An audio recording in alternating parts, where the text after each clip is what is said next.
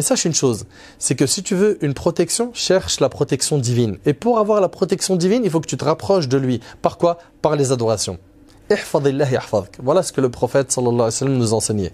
C'est-à-dire que toi, ce qui t'est demandé, c'est de protéger ta religion en la mettant en pratique. De cette manière-là, tu gagneras la protection d'Allah subhanahu wa ta'ala. Le prophète Yunus alayhi salam, il était dans le ventre du poisson. Est-ce qu'il a été protégé par Allah ou pas? Oui. Pourquoi? Parce qu'il était proche d'Allah dans l'aisance, dans les moments de détresse, Allah subhanahu wa ta'ala était à ses côtés. Salam alaikum, chers amis. Après le mensonge de l'ascension du prophète, dont la descente va être rude pour certains, nous allons aujourd'hui analyser les mensonges que vient de raconter notre ami Nader Abou Anas au sujet de Yunus alayhi salam. Nader, que je salue d'ici, salam alaikum Nader. Alors Nader, tu viens de nous donner l'interprétation biblique du prophète Yunus. Le poisson Nader, le poisson, tu crois vraiment que le poisson il a avalé le monsieur? Ce sont des fables tout ça mon cher ami. Mais ne t'en fais pas, je vais apporter quelques explications sur le sujet avec la permission d'Allah Azza wa Jal. Et j'aimerais que tu médites sur le sujet, ainsi que sur le mensonge du mirage que vous perpétuez. Toi et tous les autres hommes religieux, bien sûr. Tu sais, Nader, il y a beaucoup de scénarios concernant Yunus, des scénarios incohérents dont on ne peut pas passer dessus. Un exemple, si on prend en considération les informations que nous avons dans les documents historiques, que tout le monde a accès, sur le secteur géographique et le niveau technologique de l'époque, nous voyons que ce qui nous est raconté dans la Torah, sur la tentative de désertion de Yunus, c'est impossible que ça soit vrai. Et pourquoi c'est impossible?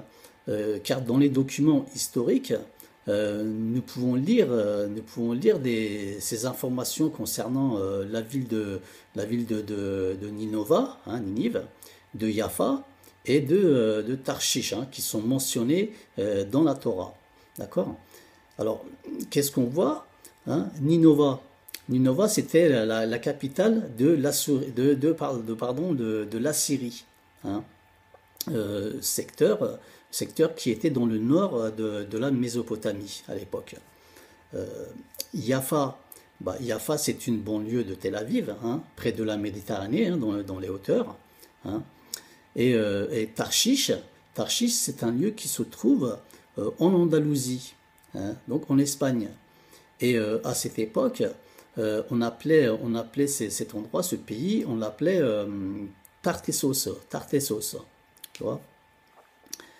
Alors, même si nous voyons dans certaines œuvres qu'il change le nom de Tarshish en Tarsus, dans la Torah, il est mentionné Tarshish.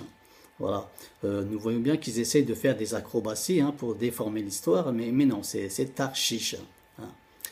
Donc, par rapport à ces informations, il aurait fallu à l'époque un bateau qui traverse la Méditerranée tout en long jusqu'en Espagne. D'accord? À cette époque-là, les bateaux étaient dans l'impossibilité de faire un tel voyage. Techniquement, faire 3500 km en haute mer avec une embarcation abordage cousu main, ça me m'étonnerait fort. Un autre événement illogique dans l'histoire de Yunus, que l'on trouve dans la Bible, c'est la présence d'un poisson qui est capable d'avaler une personne en entier et que cette personne puisse vivre 3 jours dans le ventre de ce poisson. Allez, même si on imagine un poisson capable d'avaler un homme à l'époque de Yunus, il est impossible de concevoir un poisson démuni de système digestif, n'est-ce pas? D'ailleurs, il y a un signe dans le Coran sur le fait qu'un poisson tel ne peut pas exister. Hein. Dans la sourate Safat, au verset 143 et 144, Dieu nous annonce que le prophète Yunus serait resté dans le ventre du poisson jusqu'à la résurrection. Alors, je vais essayer de trouver parce que j'ai pas mes lunettes. Voilà, donc, bon, c'est dur de lire sans lunettes. Donc, alors, nous allons venir au verset 143 et 144 de la sourate Safat. Hein. Regardez ce que dit les versets. A'udzubillah minash shaitanir rajim. S'il n'avait pas été parmi ceux qui glorifient Allah, ceux qui font le sébih, hein, il serait demeuré dans son ventre jusqu'au jour où l'on sera ressuscité. Donc vous voyez, hein, si on prend les versets dans leur sens figuré, cela donne une situation telle que le poisson et le prophète Yunus dans son ventre vont vivre jusqu'au Qiyamah, jusqu'à la résurrection. Et cela, c'est impossible. Hein. Le Coran ne contient pas de propos illogiques et déraisonnables. Hein. Le fait que Yunus se fasse avaler par un poisson ne peut être qu'un trope. Hein. C'est juste une déformation des sens métaphoriques, tout simplement. De toute manière, ces histoires illogiques qui sont dans la Bible, et les récits qui ont été inventés en s'appuyant sur ces histoires ne sont pas en concordance avec le Coran. Hein. Dans le Coran, la fuite de Yunus alayhi salam, nous est énoncée par le mot ibak. Hein, d'accord, et ibak veut dire c'est la fuite ou la désertion d'un esclave de son propriétaire. D'accord. Donc Allah Azza wa Jal nous dit que Yunus s'est sauvé comme un esclave qui a fui son maître, et non, comme il est dit dans la Bible, fuir devant son rab. Hein. D'ailleurs, nous pouvons voir à ce sujet dans le Coran, au verset 50 de la sourate Qalam et au verset 147 et 148 de la sourate Safat, que la mission de messager lui a été redonnée après sa tentative de désertion. Donc après, le Coran nous informe au verset 140 de la sourate Safat que le prophète Yunus s'est enfui vers un bateau qui était plein à rebord.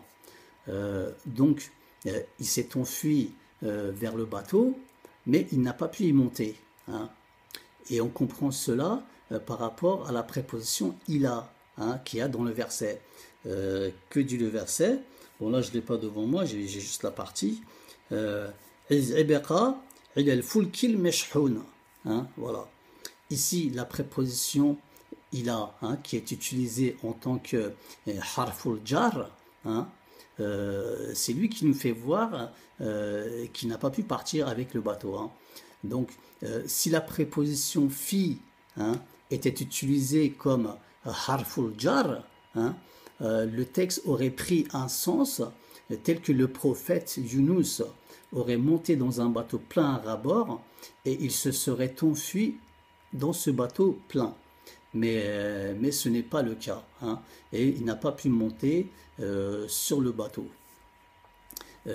Pour les termes techniques, je vais refaire une vidéo justement pour expliquer ces termes techniques parce que là mes vidéos, moi, elles sont uniquement en français, ils sont consacrés aux francophones. Hein. Donc s'il y a des frères sérieux qui travaillent sur le Coran, il n'y a pas de problème, ils peuvent me contacter, je leur donnerai les informations nécessaires pour qu'ils puissent travailler pour accéder à la vérité. Voilà. Après, donc les événements comme le bateau qui se trouve dans une tempête, hein, ou que le prophète tombe à l'eau. D'ailleurs, j'ai lu certains textes où il disait que le prophète Younous, il avait retiré son maillot torse nu sur le bateau, puis il disait jetez-moi à l'eau.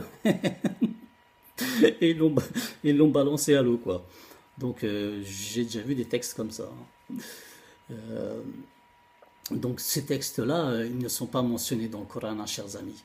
Donc, accepter des histoires concernant le prophète Younous ou tout autre prophète d'ailleurs, hein, qui n'existent pas dans le Coran et qui ne sont pas en conformité avec les textes coraniques, hein, et les déclarer miracles et dire que Dieu a le pouvoir de faire tout cela, ce n'est pas correct, hein, chers amis.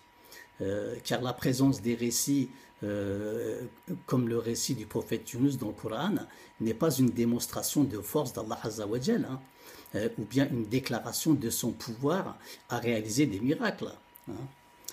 D'autre part, ces miracles, ces événements ne sont pas des miracles. Pour qu'ils le soient, il faut qu'ils se réalisent par un prophète pour prouver la véracité du message qu'il transmet ou qu'il amène, hein. Et tout ça sous les yeux de tout le monde, hein. Nous savons qu'Allah Azza wa Jalla est capable de tout, mes chers amis, hein. La ilaha illallah wahdahu la sharika lah, lahul mulku wa lahul hamdu wa huwa ala kulli shay'in qadir, hein. Voyez, Allah est capable de toutes choses, mes chers amis, hein. Il suffit qu'il dise soit et il est, hein. Le sujet ici, ce n'est pas le pouvoir ou la puissance de Dieu, hein, mais c'est la véracité des événements attribués au prophète Younous, hein. Cela s'est vraiment réalisé ou pas, d'accord?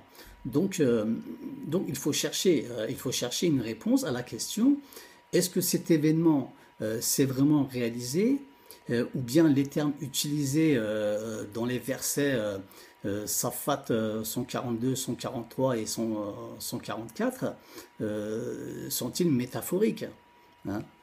Donc quand on prend en considération la manière particulière dans le Coran, la manière particulière du Coran, pardon, a expliqué certaines choses et divers versets qui parlent de sujets différents, bah, nous comprenons que certains mots en rapport avec le prophète Younous sont métaphoriques, hein. Et de ce fait, certaines expressions deviennent muteshabi. Donc ils peuvent prendre, on peut leur donner beaucoup de sens, quoi. Un exemple dans... J'ai du mal à lire sur mes lunettes. Un exemple dans la sourate Qalam. Bon, je ne vais pas lire, je vais dire de tête, je suis désolé, hein. Je vérifierai après pour voir si j'ai fait des erreurs.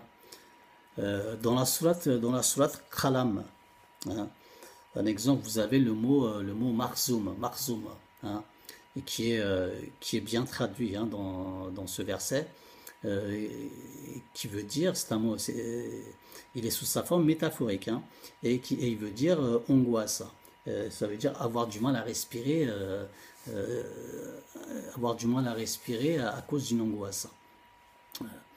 Ensuite, dans la sourate Anbiya, au verset 87, il est précisé que le prophète Younous est dans les ténèbres. D'accord? Là, il n'est pas question qu'il soit dans le noir ou dans l'obscurité, mais plutôt d'une obscurité mentale. Vous voyez? Donc, il fait une dépression, en fait, hein. Et pour comprendre cela, il faut lire les versets, il faut lire le verset 257 de la sourate Baqara. Alors voyons voir, celui-là je vais le lire, je vais le trouver, même si j'ai du mal avec...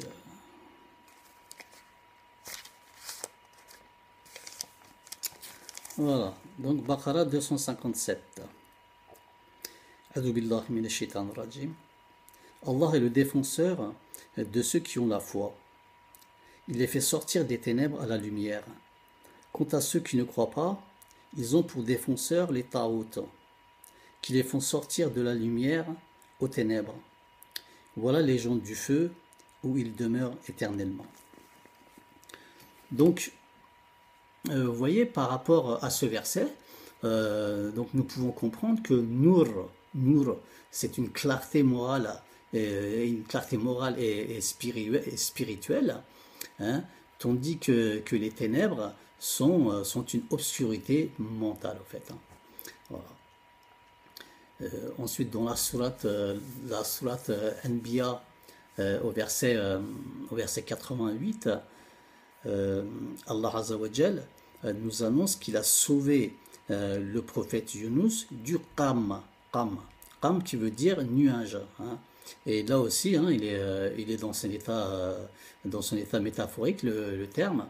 Et il est utilisé ici dans ce verset pour désigner une peine, une tristesse, ou une angoisse, une déprime. Voilà. Donc il a été sauvé, hein, Yunus, il a été sauvé de son angoisse, hein, comme le précise bien le verset. Ensuite, dans la sourate Safat, au verset 142, hein, vous avez l'expression le poisson l'avala. Hein. Quand on prend en considération les autres versets en rapport avec le prophète Yunus, on comprend que cela ne veut pas dire qu'il fut pris de... On comprend que cela veut dire, pardon,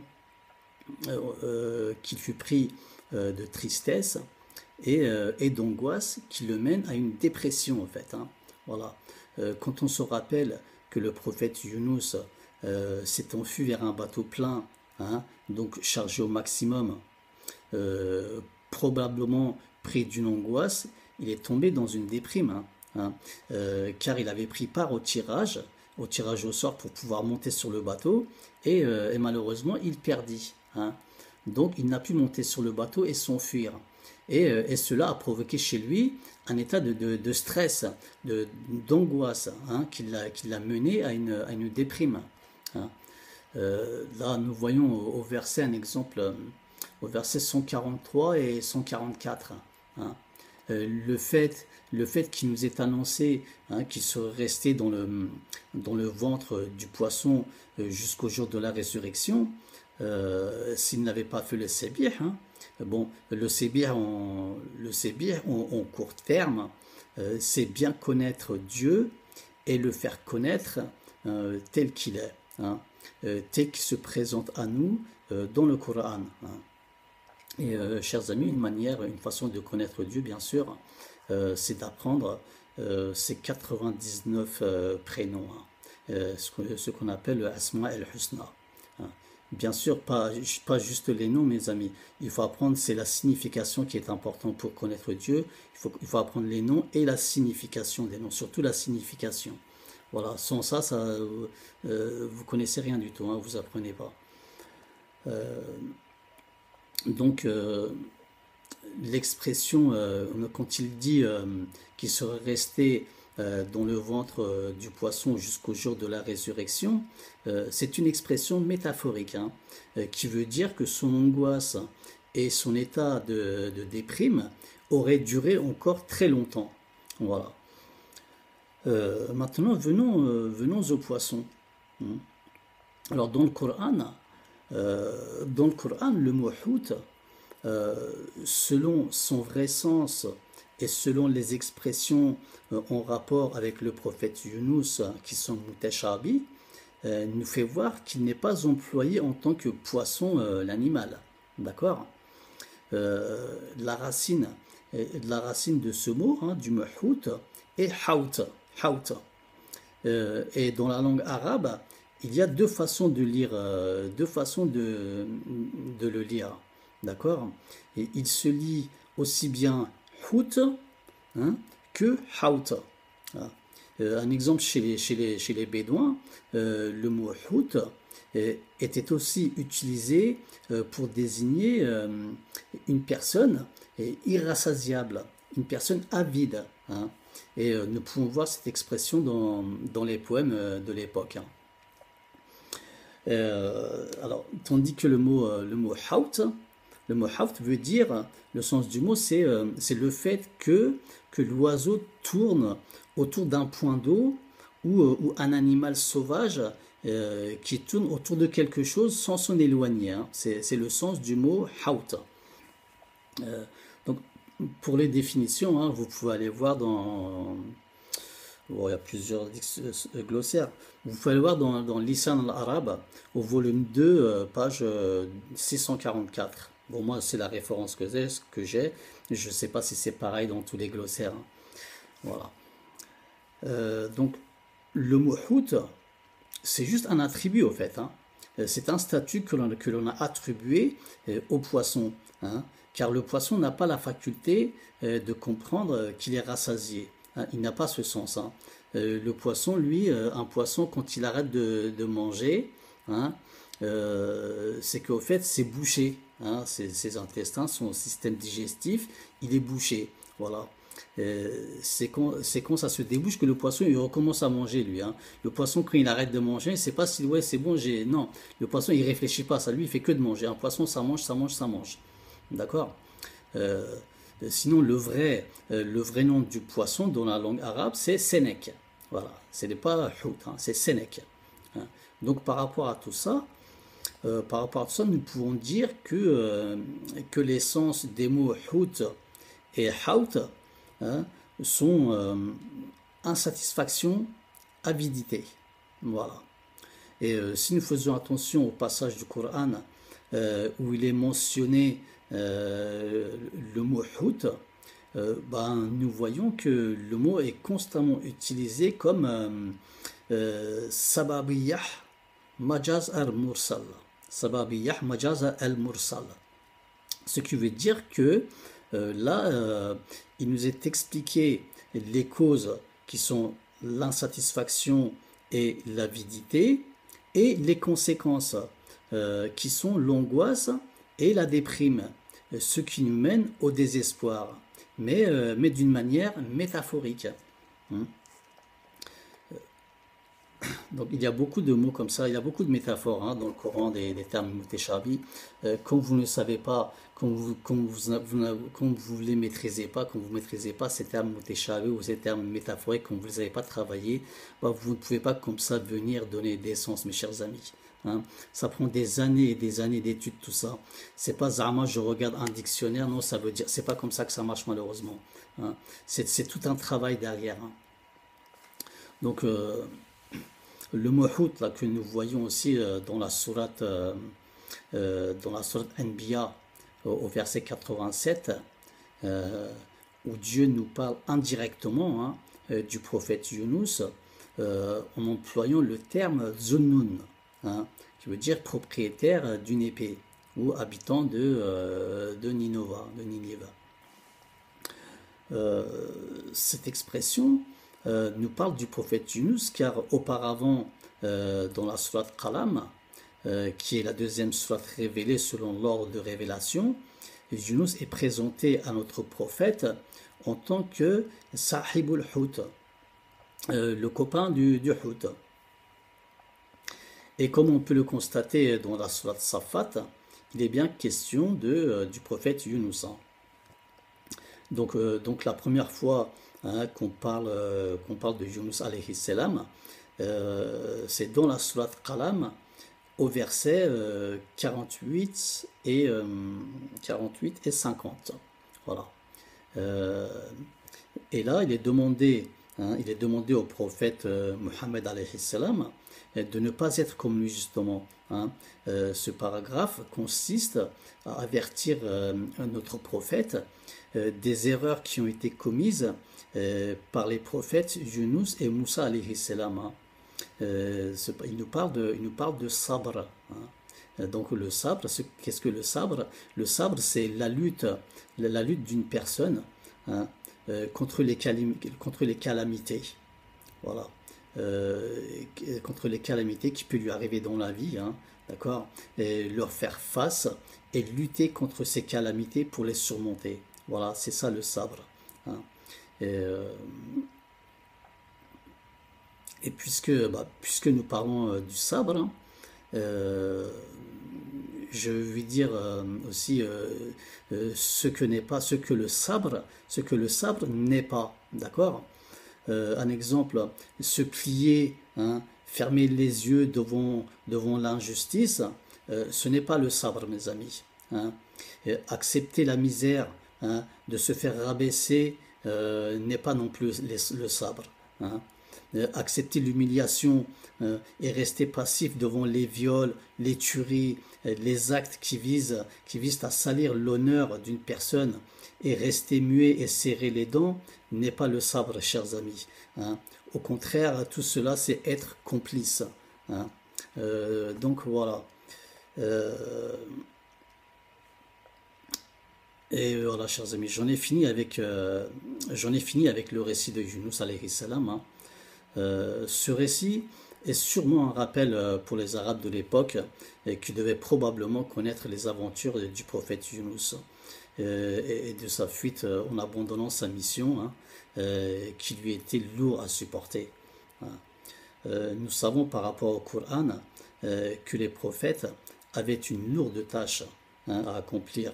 Et ils ont eu la vie difficile dès lors, hein, où ils ont commencé leur mission de messagers et d'avertisseurs.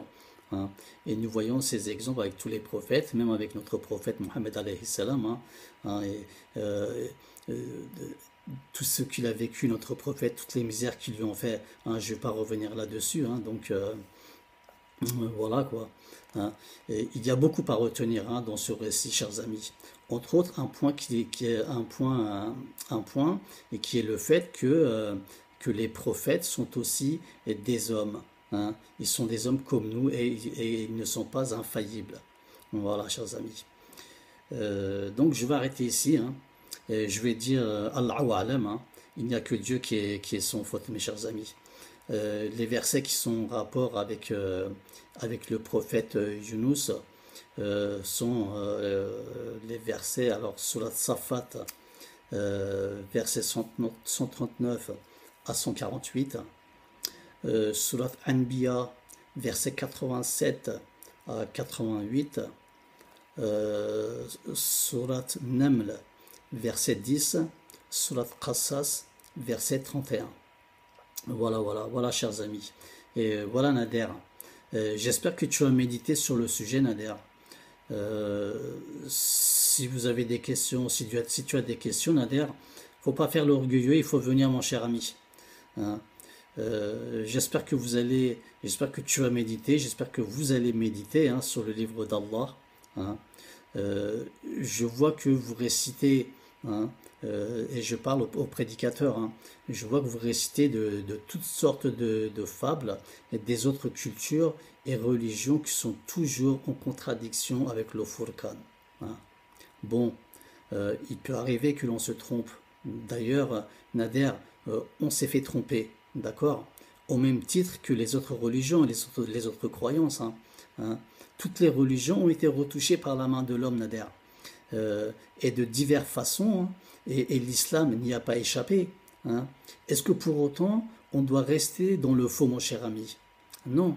Qu'est-ce que tu en penses, Nader, toi? Hein? Tu veux qu'on reste dans l'erreur, Nader, toute une vie comme ça? C'est plus de 14 siècles déjà qui sont passés, hein, avec ces mensonges. Hein? Tu sais, Nader, tu n'es pas obligé, hein, toi et les autres, vous n'êtes pas obligés d'adhérer à l'islam, mon cher ami. Hein. Si tu aimes autant les fables de la Bible, hein, si vous les aimez autant, bah, devenez chrétien. Hein. Il n'y a pas de contrainte en religion. Hein. Tu fais ce que tu veux, Khouya. Hein.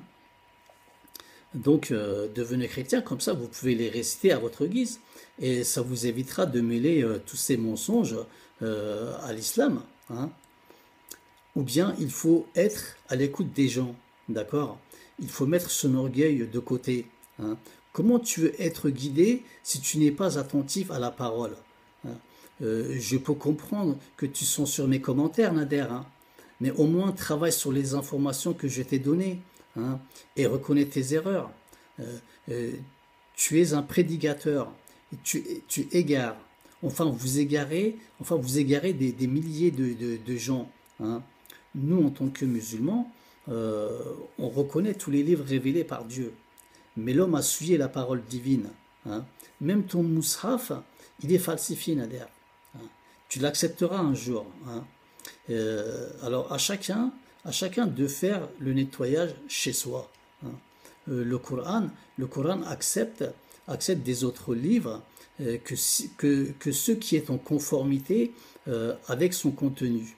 D'accord, que ce soit historique ou culturel. Hein. Et les histoires à dormir debout, il les exclut le Coran. D'ailleurs, l'un des miracles du Coran, Nader, c'est que quand il y a une chose qui ne va pas dans son sens, hein, ou plus précisément quand on attribue un mensonge au livre d'Allah, cela fait surface comme une tache d'huile à la surface de l'eau. Voilà, ça se voit automatiquement.